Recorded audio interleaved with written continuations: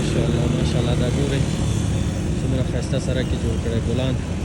دا لوړ پوړیزې ودانۍ ګورئ ماشاءالله دا سړک دومره ښایسته یې جوړ کړی دا پیاده رو دا د بایسکل دا ګلان او هغه او دا بلند منزلې ماشاءالله ګورئ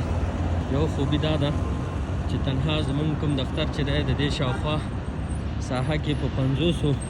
لوړ پوړیزو ودانیو کار روان دی یعنی فکر وکړئ چې په هره ودانۍ کې باندې میلیونونو ډالر مصرف راځي سلګونه ځوانان پکې کار کوي په ډېر سټنډرډ باندې ماشاءالله اپارتمانونه جوړیږي او دې هېواد ته سرمایه راځي